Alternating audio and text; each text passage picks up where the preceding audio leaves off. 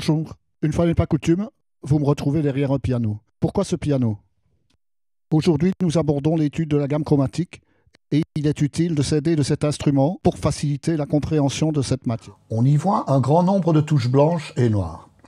Une fois une note de Do repérée dans le milieu du clavier, si vous jouez uniquement sur les touches blanches, vous entendrez la gamme de Do majeur, à savoir Do, Ré, Mi, Fa, Sol, La, Si, Do. Il s'agit là de la gamme diatonique dont je vous parlerai dans la leçon prochaine. Nous allons jouer les notes blanches et les notes noires de la même région du clavier et nous allons entendre une série de sons très proches les uns des autres.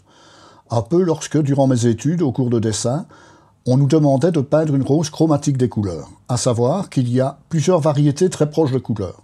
Jaune, jaune un peu plus foncé, encore un peu plus foncé avant d'arriver au rouge.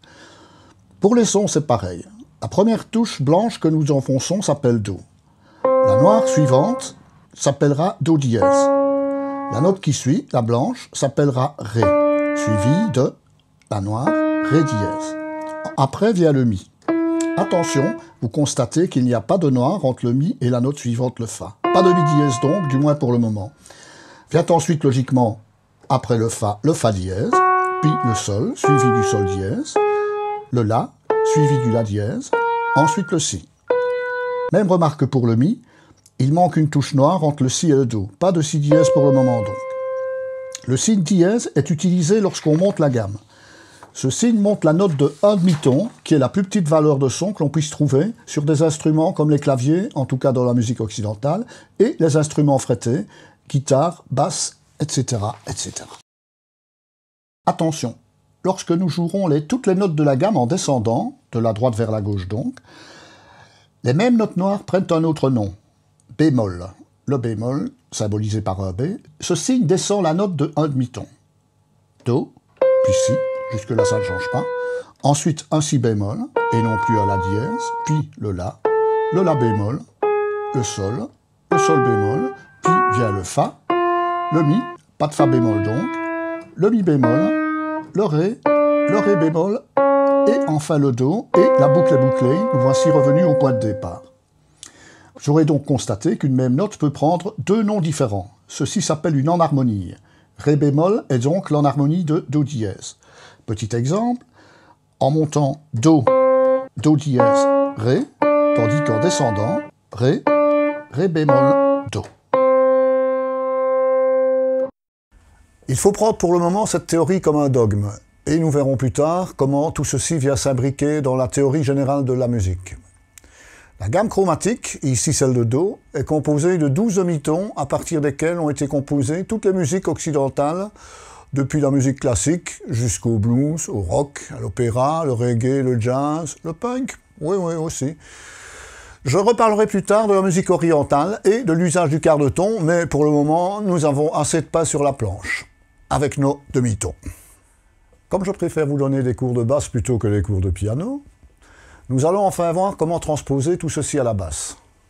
Considérons que chaque corde de la basse est un clavier de piano, avec ses blanches et ses noires. Nous en déduirons que la basse est un peu comme 4 claviers de piano, un peu décalés. Le premier, la corde de Mi, commence avec la note de Mi, forcément. Le deuxième corde, un clavier commençant par la note La. Troisième corde, un clavier dont la première note est un Ré. Et quatrième corde, un clavier qui commence par la note Sol. On repère le premier Do qu'on trouve sur la basse, sur une 4 cordes, à la troisième case de la deuxième note, le La. À partir de cette note, si nous jouons en montant, nous allons jouer, comme sur un piano, cette gamme chromatique. Pareil, lorsque nous redescendrons la gamme,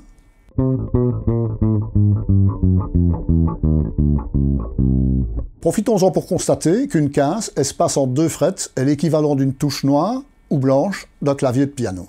Pédagogiquement, j'aime montrer un exercice pratique pour la basse en rapport avec la théorie expliquée. Voici donc l'exercice proposé dans cette leçon. Il s'agit de connaître le mieux possible les deux premières positions du manche de la basse. Pour ce faire, nous utiliserons un outil pratique qui s'appelle le diagramme. Le diagramme est une représentation stylisée du manche de la basse où nous inscrirons le nom des notes des 2 premières positions. Pour travailler convenablement cet exercice, je préconise de le travailler de la manière suivante. Nous allons jouer toutes les notes possibles de la première position, soit 20 notes. Et pourquoi 20 et non 16? Parce que dans cette première position, et uniquement cette première position, nous devons inclure les cordes à vide. Essayez de visualiser le diagramme dans votre tête avant de jouer la note. Exemple, pensez d'abord au nom de la première corde à vide. Mi. Qu'est-ce qui vient après mi? Mi dièse? Non, c'est un fa. Si vous ne savez pas, repartez mentalement de la note do. Do, ré, mi, fa. Puis viendra le fa dièse, ensuite sol, sol dièse, et nous serons déjà sur la deuxième corde, le la. Première case, la dièse. Do, ré, mi, fa, sol, la, si. Directement après, do, et puis do dièse. Nous voilà sur le ré. Première case, ré dièse donc, puis mi, suivi directement du fa, et vient ensuite le fa dièse. Quatrième corde à vide, le sol. Sol dièse, do, ré, mi, fa, sol, la dièse, si.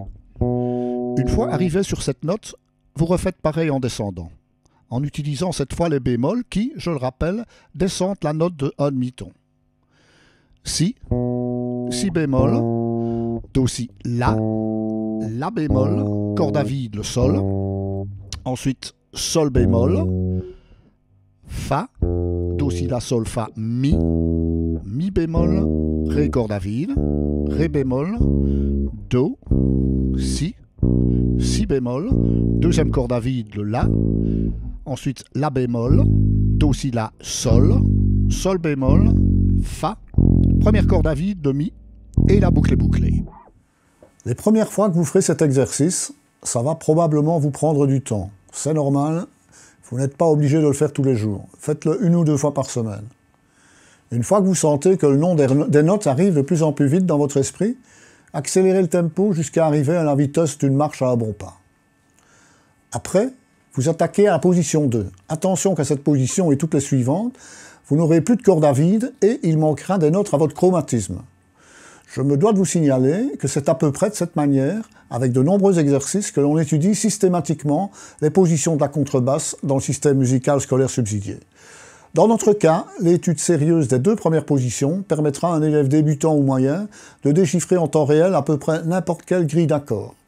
J'insiste sur les mots grille d'accords et non pas lire une partition.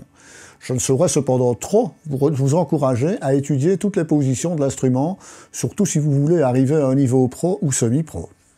Encore votre attention pour une chose. Si la plupart des personnes, même non musiciens, connaissent par cœur le nom des notes de la gamme, do, ré, mi, fa, sol, la, si, do, beaucoup moins savent dire le nom des notes de cette gamme à l'envers, soit do, si, la, sol, fa, mi, ré, do. Or, ceci est indispensable pour comprendre la théorie musicale, non seulement à la basse, mais pour la musique en général. Je vous conseille donc de savoir monter et descendre le nom des notes de la gamme de do dans n'importe quel sens et à partir de n'importe quelle note de cette gamme. Exemple, fa, sol, la, si, do, ré, mi, fa, fa, mi, ré, do, si, la, sol, fa. Vous n'avez même pas besoin d'un instrument pour cet exercice. Attention, lorsque vous conduisez, en espérant que la leçon vous ait bien plu, n'oubliez pas de liker, de partager et de vous abonner à ma chaîne YouTube, c'est gratuit.